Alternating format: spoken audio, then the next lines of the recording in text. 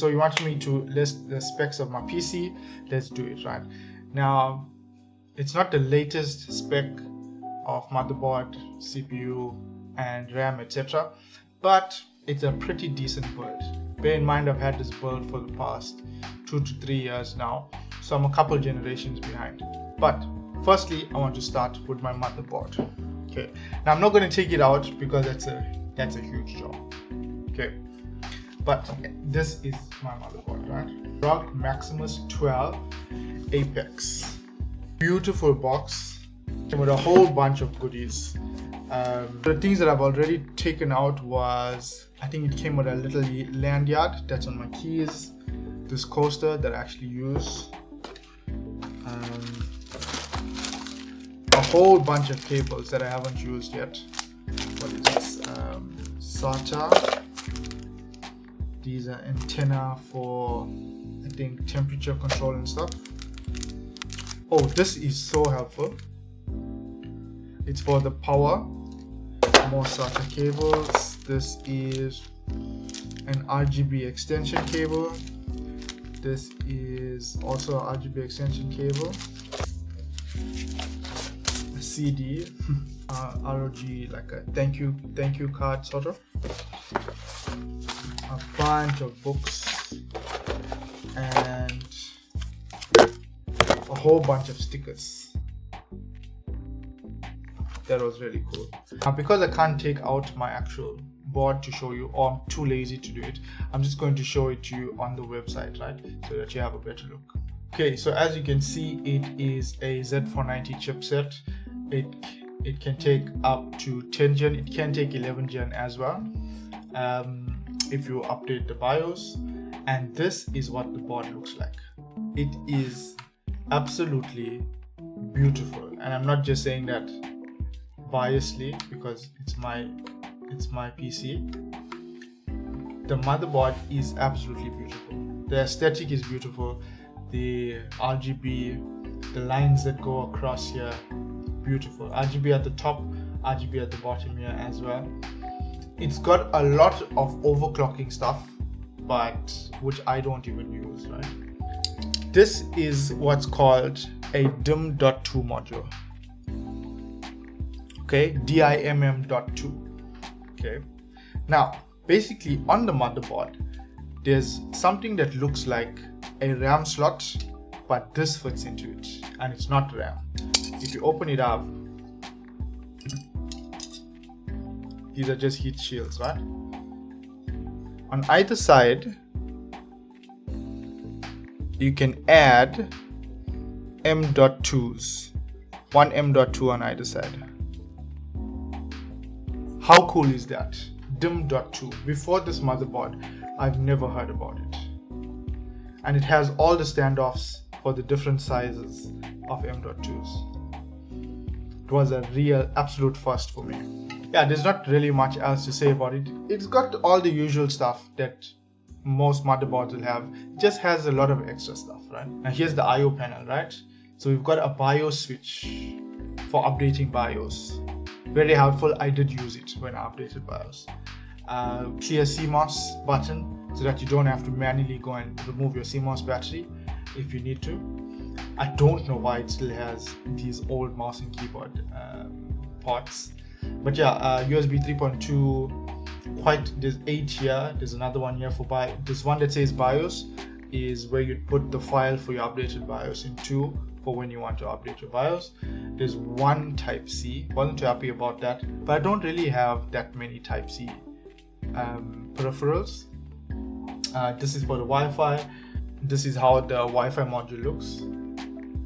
So it's just sitting at the back somewhere. This is the DIMM.2 in. See, it fits in just like a RAM stick, but it's actually to add 2 more M.2s.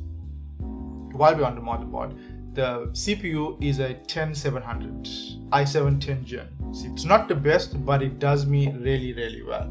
It's a 8-core CPU, 16 threads, up to 4.8 gigahertz, which is pretty good if I do say so. I stretch my CPU to the limit, to the absolute limit.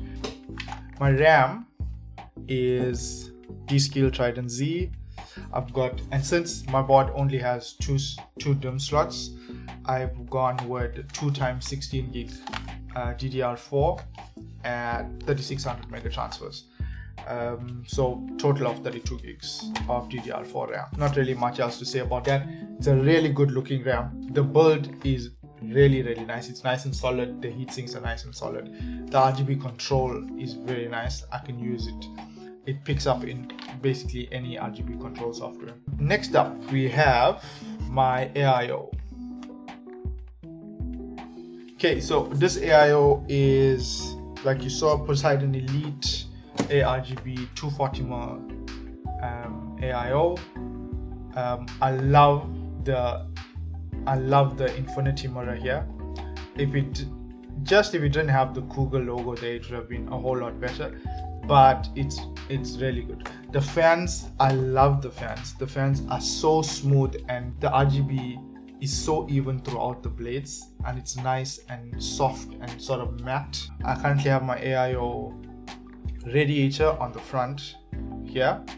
So the pipes, you see the pipes going up there. The radiator is coming down here. I don't have space to put a 360 radiator because I have a mid-sized tower, so it wouldn't fit on the top and it wouldn't fit on the front either. The fans are now intake, so the AIO is getting fresh, cool air from the outside, rather than if it was at the top, it would be sucking in all the warm air that's coming from the GPU and the CPU, etc., and from the ambient air within the case, and then cooling the radiator, which is not optimal. So this configuration I absolutely love.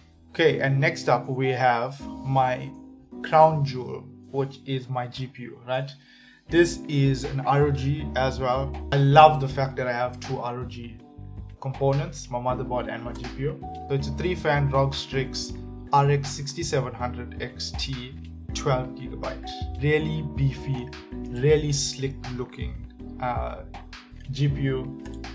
It has really nice RGB. You'll see it here at the front here. It's got the usual 1 display port or 1 HDMI port, 3 display ports. I love how many blades these fans have. It is really one of my prized possessions. I know it's not the latest generation, but it is really one of my prized possessions. I really don't push it to its limit. It can do so much more than what I use it for. So as for power, it needs 2 8-pins from the power supply. And speaking of the power supply, it is a Rogueware 750 watt 80 plus gold, right? Now, nothing fancy, but it's fully modular. I love the fact that it's fully modular. The cables that you don't need or that you won't use, so you don't have unnecessary cables at the back of your PC, just taking up space in the back of your PC, and that makes cable management an even bigger nightmare. The only thing that people have complained about is that when you switch it off, you hear a click when the relay switches off.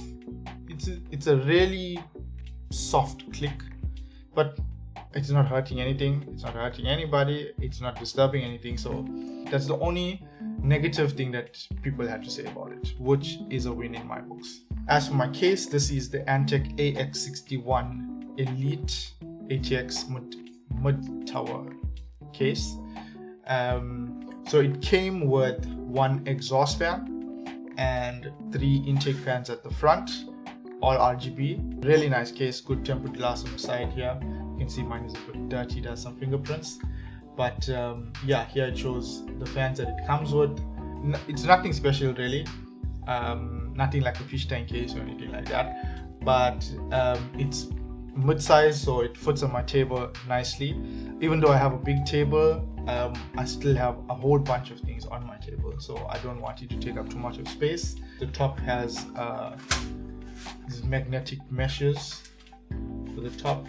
The bottom also has one under the PSU. This whole front panel can come off for easy cleaning. The mesh as well can be cleaned very easily, so I'm really happy with my case. Okay, so we got the 3 intake fans here, and we got the 2 exhaust fans at the top. Now I don't have an exhaust fan. I took off my exhaust fan because of this. Let me show you.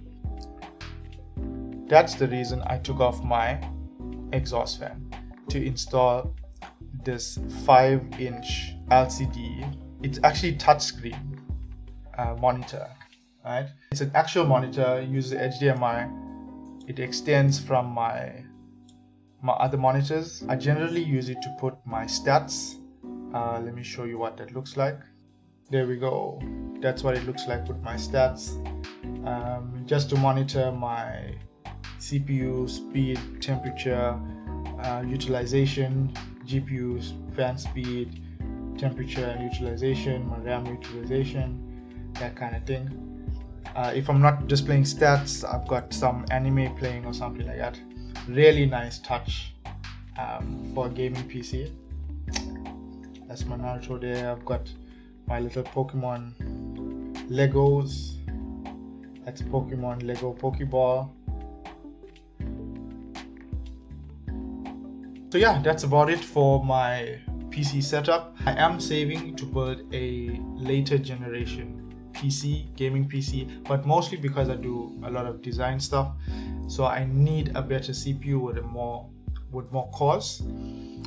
So yeah, I am saving up for a later generation CPU and motherboard, which will obviously mean I'll have to upgrade RAM as well to DDR5, because I'm aiming for something in the range of 13 to 14 gen. Not sure which one exactly as yet, but when I do get it, you can be sure that I will do unboxing videos, document the whole build and all of that, so you guys won't miss out on anything. But yeah, that's about it for my PC build and the specs. If you have any other questions, make sure to drop it down in the comments. Like the video if you like the video, subscribe if you haven't already, and I'll see you in the next one.